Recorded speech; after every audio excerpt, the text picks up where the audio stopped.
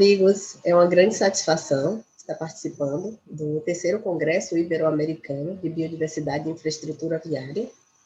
Meu nome é Adriana de Castro, eu sou bióloga, especialista em meio ambiente e recursos hídricos do INEMA, que é o órgão ambiental do estado da Bahia, sou mestre em desenvolvimento regional e meio ambiente, e gestora de 3 unidades de conservação aqui na região, a APA do Litoral Norte do estado da Bahia, a APA de Mangue Seco e a APA da Plataforma Continental do Litoral Norte. Também estou como coordenadora do Comitê Estadual da Reserva da Biosfera da Mata Atlântica, aqui no estado da Bahia. As unidades de conservação na Bahia são geridas dentro da Diretoria de Sustentabilidade e Conservação, que é a DSUC, uma das diretorias do INEMA, que é a autarquia da Secretaria de Meio Ambiente do Estado. Vou trazer aqui um pouco para vocês de todo um processo histórico que foi a construção da gestão participativa dentro da APA do Litoral Norte, uma das unidades a qual eu sou a gestora, e a contribuição dessa gestão participativa em todo o processo de implantação das ações de mitigação de impactos sobre a fauna na região. Aí eu trago um pouquinho sobre todo esse processo histórico, os instrumentos de gestão focando no Conselho Gestor, para a gente falar um pouco mais da qualificação que levou a todo esse processo de gestão participativa, mas também trago todo um registro da quantidade de passagens, de como a gente chegou na metodologia, nos tipos e as localizações de cada uma das passagens, também trazendo um pouco o que são ainda os nossos desafios para a gente concluir todo o nosso processo, nosso programa de educomunicação proposto para a implantação nessa rodovia, que é a BA-099, a qual corta toda a unidade de conservação, toda a APA do Litoral Norte. Claro que aproveito esse momento para trazer imagens da APA do Litoral Norte para que vocês possam conhecer um pouco mais, pelo menos ter uma noção da beleza dessa região e da quantidade de remanescente que temos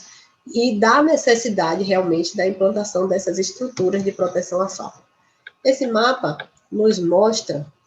a distribuição das unidades de conservação que foram criadas pelo órgão ambiental, pelo INEMA. Então, nós temos 45 unidades de conservação, entre as de proteção integral, marcadas em verde, e as de uso sustentável, e mais 53 RPPNs. Mas nós vamos dar um foco maior aqui na região do Litoral Norte, onde nós temos a presença da APA do Litoral Norte aqui, com a poligonal marcada em amarelo, fazendo parte de uma região em que nós temos uma grande quantidade de unidades de conservação. Então, na sequência, eu vou trazer um pouquinho sobre esse processo histórico, né? A APA do Litoral Norte, ela foi criada através do decreto 1046, em março de 1992. E ela pega as porções litorâneas dos municípios de Jandaíra, Conde, Esplanada, Entre Rios, Mata de São João, compreendendo uma faixa litorânea que se estende de 10 quilômetros de largura e mais 142 quilômetros de extensão. E isso totaliza uma área de 142 mil hectares. Algumas imagens aqui já sendo apresentadas, a Reserva Sapiranga, no município de Mata de São João, grande remanescente de Mata Atlântica de restinga arbórea,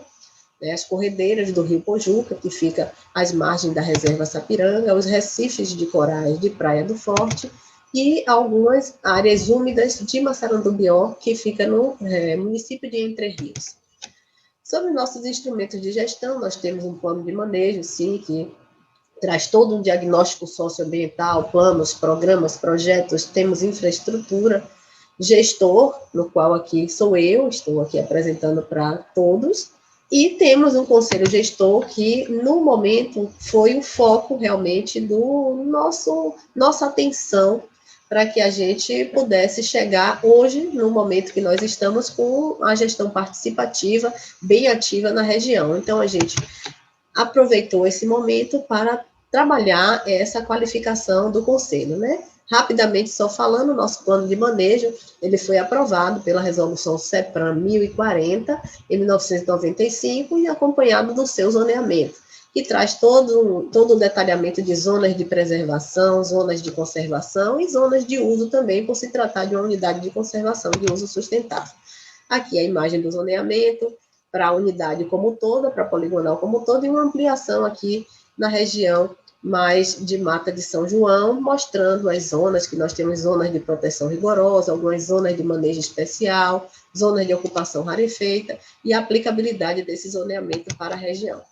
Então, falando um pouco mais aqui do nosso conselho gestor, é um conselho que eu considero maduro, né? Ele já tem uma atuação bem ampla, foi formado em 2005 e, de acordo com a nossa legislação, a gente pode reconduzir após 2 anos e, na sequência, renovar. Só pode ser reconduzido por um período de 2 anos. Então, ele foi formado em 2005, foi renovado e reconduzido de 2010 até 2014. Depois, na sequência, também tiveram novas renovações e recondução, e hoje ele é vigente através da portaria número 16.285, tendo esse período de junho de 2018 até junho de 2020, mas já foi prorrogado por causa do período da pandemia e estamos com o nosso conselho vigente. No estado da Bahia, os conselhos são tripartites e paritários, ou seja, tem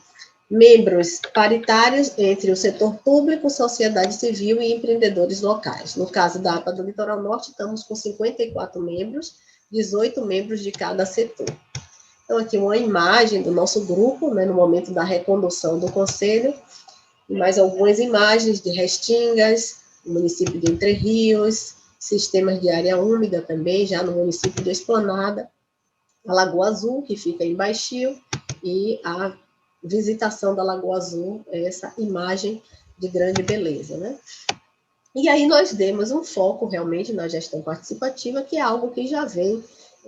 detalhado em todo o processo de legislação, desde a nossa Constituição Federal de 1988, onde traz essa possibilidade da coletividade também ter o dever de defender e preservar o meio ambiente para as futuras e presentes gerações. Então, respaldada nesse artigo 225 da nossa Constituição e também mais na frente pelo nosso Sistema Nacional de Unidades de Conservação e seu decreto de regulamentação, a gente tem também todo esse processo de participação social sendo detalhado. E aí a gente traz essa possibilidade dessa participação social como um apoio à gestão das unidades de conservação. A gente tem um foco na qualificação, na educação ambiental de um grupo que é atuante, que é conhecedor de uma região, sensibilizando esse grupo, mostrando a esse grupo o papel e a função que eles têm dentro de espaços especialmente protegidos, sabendo que o conselho gestor, ele não é passível de gestão, ele faz parte da gestão das unidades de conservação. E aí nós passamos por uma ampla qualificação desse grupo, desde prevenção e combate a incêndios florestais, sempre trazendo algumas imagens que possam ilustrar esse processo, qualificação falando de saneamento, meio ambiente, saúde, eram sempre módulos que duravam 8 horas, gestão de unidades de conservação, legislação ambiental, falando sobre o bioma Mata Atlântica, todas as suas particularidades, algumas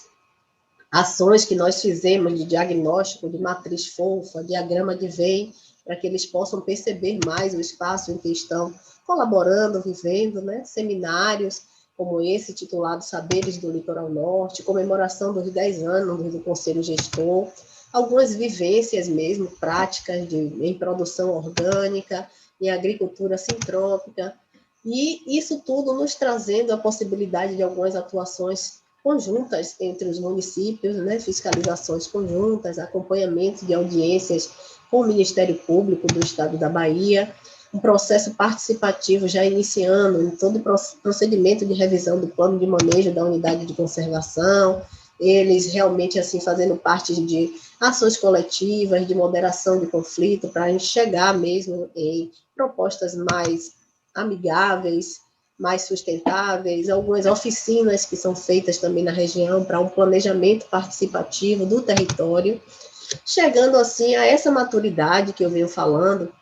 em que hoje a gente encontra o Conselho Gestor da APA do Litoral Norte presente em todo o seu território, da unidade de conservação, trazendo proposição de ações, tendo proatividade e acompanhando os processos de licenciamento na região, propondo condicionantes, trazendo também toda essa mobilização e multiplicação das ações em que eles vivenciam para todo o território da unidade.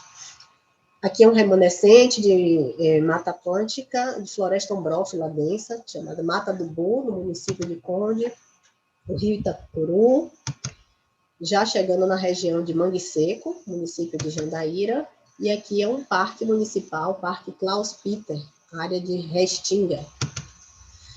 E essa autora, né, ela nos traz de uma forma bem interessante a questão dos níveis de participação social em fóruns de uma forma geral. Então, ela traz que aqueles degraus mais baixos, né, eles não têm um nível de participação, não demonstram a participação social, é quando as reuniões, os fóruns, de uma forma geral, eles se reúnem de uma forma a ser manipulado, a ser tratado tipo uma terapia, apenas para escutar as pessoas, sem haver participação, mas à medida que nós vamos subindo alguns desses degraus, a gente já vai observando uma concessão mínima de poder desse grupo, a gente passa a trabalhar o nível de informação até a consulta, né, a consulta do grupo para saber o que é melhor para ser desenvolvido, até um nível de pacificação,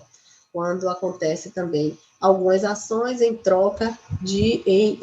temos alguns benefícios para os membros, né? Chegando aos níveis mais altos de participação social,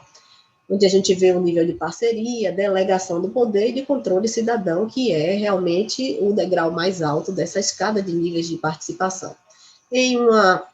análise dentro do grupo da gestão da APA do Litoral Norte, esse grupo ele se reconhece já no nível de parceria, e a gente está trabalhando, continuando esse trabalho, para que eles possam subir um pouco mais um degrau, se chegar nesse poder, nessa delegação de poder, através da instituição de algumas câmaras técnicas, porque aí eles vão ter já ações sendo desenvolvidas por conta deles, né? Então, nesse momento, a gente já tem algumas câmaras técnicas sendo implantadas e sendo melhor trabalhadas na região, né? Algumas câmaras técnicas aqui listadas, como a de encaminhamento de denúncias, a de educação ambiental, a Câmara Técnica de Fauna, que é a que eu vou passar a falar mais especificamente agora, para poder conseguir trazer essa contribuição da gestão participativa para todo esse processo de implantação de ações de mitigação à fauna. Temos também algumas outras câmaras técnicas, como a de criação de unidades de conservação, a de banco de sementes e a de resíduos sólidos. É interessante aqui registrar que muitas instituições que fazem parte do Conselho estão presentes nessas câmaras técnicas. Aqui até eu tenho algumas imagens de comunidades tradicionais que são bem presentes na região do Litoral Norte. Aqui são as trançadeiras da palha da piaçava, elas fazem um trançado tupinambá. Temos quilombos na região, artesãos, catadores e coletores de frutos nativos da região, pescadores, indígenas, tudo isso fazendo parte das nossas comunidades tradicionais. Aqui são projetos também desenvolvidos da meliponicultura na região. Então, aqui eu trago um pouco mais da contribuição dessa Câmara Técnica de Passagens de Fauna para esse processo, todo esse processo que foi a implantação das estruturas de mitigação aos impactos sobre a fauna desta rodovia, que aqui nós podemos ver de forma mais precisa a poligonal da unidade de conservação com a BA 099, também chamada de linha verde, a qual corta toda a extensão da unidade de conservação, passando por diversos remanescentes de restinga em suas diversas fisionomias arbóreas, arbustivas, em moita, passa por florestas ombrófilas, manguezais, rios, áreas úmidas. E essa Câmara Técnica, ela começou a trabalhar, a se reunir, a ter um foco em propostas que buscassem a mitigação dos impactos dessa rodovia sobre a fauna nativa. Então, essa rodovia, ela tem uma concessão e a empresa que trabalha com essa concessão é a concessionária Litoral Norte. Em um momento em que foi necessário haver um processo de duplicação dessa rodovia aqui, nesse primeiro trecho dentro da APA do Litoral Norte, um trecho inicial de 5 quilômetros, nós acompanhamos todo o processo de licenciamento através também das contribuições da Câmara Técnica de Passagens de Fauna. Então, nós tivemos todo esse histórico aqui. Início do licenciamento ambiental, no INEMA, né, que a gente chama aqui essa obra a quinta etapa do processo de duplicação, mas para nós, dentro da APA do Litoral Norte, é o trecho inicial, que vai do Rio Pojuca até Praia do Forte, se estendendo por 5 quilômetros, onde foram apresentados os projetos ao Conselho Gestor da APA do Litoral Norte e também aos membros do Subcomitê da Reserva da Biosfera da Mata Atlântica. Todos puderam, assim, acompanhar todo o procedimento através dessa participação social. Fizemos vistorias conjuntas com os membros do Conselho Gestor e do Subcomitê também. Através dessa vistoria, eles puderam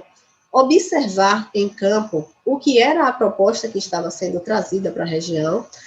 e trazer também considerações. Propusemos, sim, modificações no projeto, conseguimos reduzir algumas rotatórias para que não tivesse uma intervenção maior nos remanescentes de vegetação, porque nós estávamos dentro, naquele momento, de uma zona de proteção rigorosa dentro da unidade de conservação, até o momento em que as propostas de alteração do projeto já estavam mais maduras e a gente conseguiu emitir um documento de anuência prévia, de número 75, né, pela DIRUC, na época, o INEMA, do INEMA, e concluiu o processo de licenciamento através da autorização de supressão de vegetação e a portaria da licença unificada. Esse aqui é o documento de anuência prévia, onde a gente conseguiu colocar alguns condicionantes, qual que eu vou registrar aqui,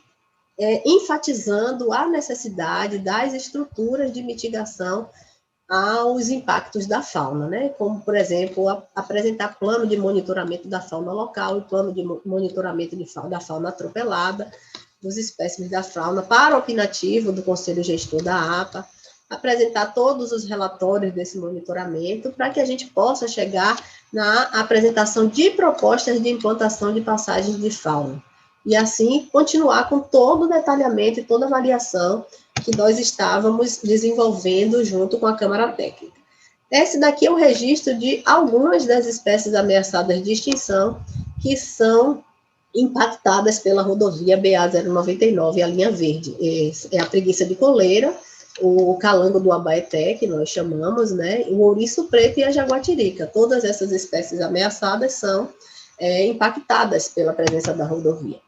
E assim, nesses primeiros 5 quilômetros, através de todos os estudos desenvolvidos pela concessionária Litoral Norte, a qual é a responsável por toda a implantação dessas passagens de fauna, eu estou aqui relatando a contribuição da Câmara Técnica de Fauna do Conselho Gestor da APA do Litoral Norte, mas todos os estudos foram desenvolvidos pela CLN através da contratação da CMEAR Ambiental, a empresa de consultoria que desenvolveu todo o procedimento nessa etapa de 5 quilômetros de resgate da fauna, de todo o monitoramento para chegar nas propostas que nós vamos apresentar aqui. Aqui, só trazendo para esses 5 quilômetros, rapidamente, só sinalizando que durante a duplicação da rodovia, foram resgatados 93 indivíduos, distribuídos em 34 espécies, e relatando aqui, ó, essas duas espécies ameaçadas de extinção, a preguiça de coleira e o ouriço preto, em números relativamente grandes, né, os resgates. E, por conta disso, da localização dos animais, o detalhamento, onde esses animais foram mais resgatados, a gente chegou a uma proposta de implantação de 5 passagens aéreas e 4 passagens subterrâneas nesses 5 quilômetros iniciais, que está nessa mancha aqui de zona de proteção rigorosa para o zoneamento da APA do Litoral Norte. Aqui a estrada, né, a BA-099 já duplicada, e algumas dessas passagens implantadas nesse pequeno trecho de 5 quilômetros. Então, as aéreas e as subterrâneas. E dando continuidade, em alguns momentos desse processo de duplicação da rodovia, houve uma necessidade de um acompanhamento mais de perto por causa de alguns animais ameaçados de extinção que estavam sendo acometidos pelo processo da duplicação. E aí chegou a uma necessidade de se discutir uma melhor atuação, e houve uma proposta de assinatura de TAC junto ao Ministério Público, onde a concessionária Litoral Norte fez parte dessa assinatura, e a gente acordou que as estruturas de passagens de fauna, tanto aéreas como subterrâneas, pudessem ser estendidas por todo o restante da rodovia, pelos 136 quilômetros restantes de rodovia. E aí chegou-se a uma pergunta que ficou assim no grupo da Câmara Técnica muito forte, né? Quando perguntaram, tudo bem, nós vamos agora passar a avaliar para a implantação de estruturas de mitigação para a fauna no restante da rodovia, mas quantas serão, quais os tipos e onde nós vamos colocar, né? Perguntas muito difíceis de se fazer para a gente chegar e dizer, coloque aqui, coloque ali, esse tipo e aquele tipo. Então, foi onde nós, assim, em conjunto, em sempre diálogos com a própria concessionária, com a empresa contratada de consultoria e com os membros da Câmara Técnica, resolvemos aplicar parte desse recurso para o monitoramento da fauna atropelada. E esse monitoramento, ele levou um ano de duração, né, um período de 12 meses, que foi de março de 2016 a março de 2017, onde, a partir desses dados, aí sim, nós tivemos um subsídio, sim, para dizer quais os tipos, quantidades e localidades de passagens de fauna para a implantação nessa rodovia BA-099. E aí todo o programa, né, de monitoramento da fauna atropelada foi apresentado também para a opinativa do Conselho Gestor, o programa também da implantação das passagens de fauna, e iniciou-se o monitoramento da fauna atropelada. Teve também a apresentação no Congresso, né, no CIBIV de 2016, desses dados do monitoramento da fauna atropelada. Aqui só para poder a gente registrar a importância de todo esse processo que eu venho falando aqui, que a estrada, ela corta 5 municípios e com extensão de 136,6 quilômetros e também corta 15 rios nessa região para registrar realmente a necessidade dos impactos que vem causando sobre a fauna a presença da BA-099 aqui na região, dentro de uma unidade de conservação. Então, nesse segundo momento de avaliação do registro da fauna atropelada, durante 12 meses, foram registrados 749 indivíduos distribuídos em 83 espécies, né? Entre eles, registro, novamente, de espécies ameaçadas de extinção atropeladas na rodovia, como o ouriço preto e como a preguiça de coleira. E esses resultados, bem superficialmente, nos mostram uma taxa de atropelamento que é aproximadamente de um indivíduo a cada 10 quilômetros, que é considerado um índice, vamos dizer assim, elevado, né? E esses dados foram bem trabalhados, que será bem melhor apresentado a forma metodológica também e os resultados desse estudo pela representante da CLN, que também é palestrante aqui no Congresso, e a gente tem aqui algumas avaliações dos espaços onde houver um maior índice de atropelamento, o qual gerou esse mapinha aqui dos hotspots, que facilitou bastante para a gente entender quais eram as espécies que estavam sendo mais atropeladas em cada área dessa aqui, para poder propor os tipos de passagens. Então, a gente chegou a um total, uma avaliação, desses 136,6 quilômetros, de mais 5 passagens aéreas, sendo necessárias implantar, 8 passagens subterrâneas, e uma região onde era uma área bastante urbana, onde houve um atropelamento muito maior de espécies de aves, que foi, assim, proposto uma implantação de barreiras de vegetação, para quando essas espécies arbóreas estiverem um tamanho mais elevado, dificultar a passagem da avifauna ali naquele trecho. E isso totaliza uma área, somando aqui os 5 quilômetros iniciais com a segunda etapa, que foi monitorada para a implantação das passagens, um total de 141,6 quilômetros de estradas, todo monitorado para avaliação da necessidade das implantações de estruturas de mitigação de impactos à fauna, gerando um total de 23 passagens de fauna implantada. E aí, na sequência, a gente teve todo esse resultado do monitoramento apresentado novamente à Câmara Técnica de Fauna, a implantação das passagens desse segundo trecho, que começou em 2018, e o segmento com o monitoramento para avaliação de sua efetividade. Então, nesse segundo trecho, já algumas imagens das passagens implantadas, algumas passagens aéreas e também as subterrâneas, com as cercas de indução necessárias para que o animal seja direcionado para passar pelos pontilhões, né? Algumas áreas já existentes na região, a quais foram adaptadas como passagem subterrânea, 100 metros de cerca de cada lado, algumas prateleiras que foram colocadas para facilitar o trânsito da fauna, né, na região, quando estiver passando água pelos bueiros, e a implantação da barreira para aves, né, a barreira vegetal para aves, com plantio de algumas espécies indicadas para esses objetivos. Aqui também, a gente começou a fazer, dentro da Câmara Técnica, algumas avaliações de efetividade, né, algumas propostas estão sendo avaliadas ainda para melhoria, junto com a própria CLN também, que acompanha e monitora toda essa efetividade, e está sendo, assim, observado que algumas espécies vão precisar de uma camuflagem mais efetiva aqui dessas passagens aéreas, para que elas se sintam um pouco mais protegidas, buscando sempre uma melhoria e uma efetividade maior das nossas passagens aqui na região.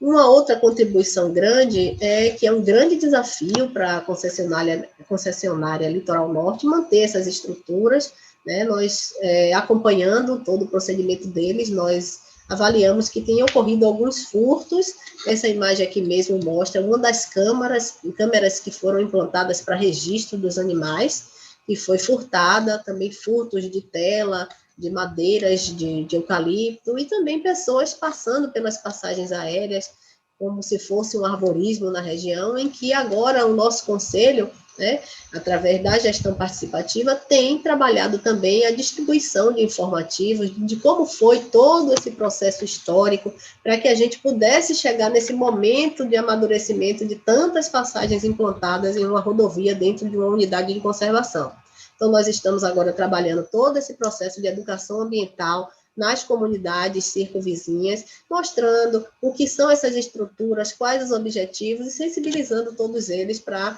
a gente buscar também reduzir esses impactos, esses desafios, né, nos nossas estruturas.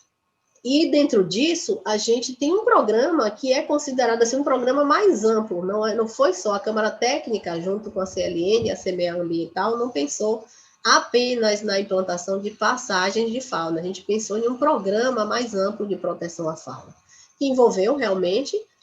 a implantação das passagens de fauna, nesse processo de proteção e mitigação, mas também a gente propôs um plano de educomunicação, que envolve a implantação de placas, de outdoors, de vídeos de animação gráfica, educação ambiental, como eu venho falando aqui, dos informativos do Conselho Gestor da APA, entre outras ações específicas para que a gente tenha realmente uma efetividade maior nessa região. Entre essas propostas do plano de educomunicação, a gente listou a necessidade da implantação de 10 unidades de placas com imagens dos animais que são mais ameaçados na região, e essas todas já foram implantadas pela concessionária Litoral Norte. 2 da preguiça de coleira, do ouriço, da jaguatirica, da raposa, do tatu, todas essas já se encontram implantadas na região.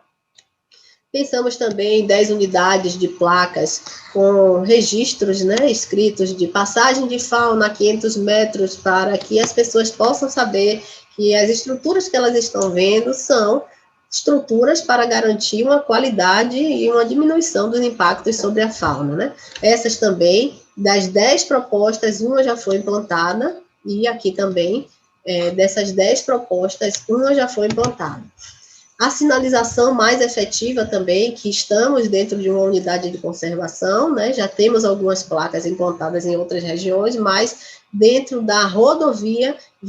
estamos propondo também 10 unidades das placas de sinalização da unidade de conservação, onde 3 já foram implantadas. E essas que são, assim, as que nós queremos dar prioridade ao momento, que são placas no tamanho de outdoor, em que a gente mostra de uma forma mais efetiva imagens de animais, a maioria os ameaçados de extinção, que são animais que são atropelados nessa rodovia. Então, na rodovia, eu sou um dos animais atropelados, que é o caso da jaguatirica, que nós iniciamos com a implantação dessa. Das 10 unidades propostas, as 2 placas da jaguatirica já foram implantadas, e estamos trabalhando agora a da preguiça de coleira e a do ouriço cacheiro, para na sequência a gente fazer a da raposa e do tamanduá-mirim. Sobre a efetividade também será bem melhor detalhado, mas eu já trago algumas imagens aqui para registro, que a gente já conseguiu registrar 12 espécies, em números maiores, mas 12 espécies atravessando, utilizando essas estruturas de mitigação dos impactos à fauna, entre saguins, entre ouriços, paca, até a própria jaguatirica, tatu, já foram registrados passando por essas estruturas. E já na busca daqui de concluir, a gente também tem um foco muito importante no processo de educação ambiental das crianças e dos jovens através de um dos nossos programas, que é um vídeo de animação gráfica com espécies da fauna nativa, espécies bandeiras. São educações assim bem lúdicas, de curto período, no máximo de 2 minutos, para atingir mais um público infantil de ensino fundamental, onde a gente, com essas animações gráficas, vem assim contribuir, mostrando o que é que acontece muito com a nossa fauna, e propondo também para que as escolas possam contribuir com a garantia de que essas estruturas possam permanecer de uma forma que a gente chegue nos nossos objetivos, né? Então, é isso, meus amigos, que eu trouxe aqui para apresentar para vocês. Concluo com essa placa de que basta, porque os animais, eles não podem fazer o que eles estão precisando fazer, e nós estamos aqui para contribuir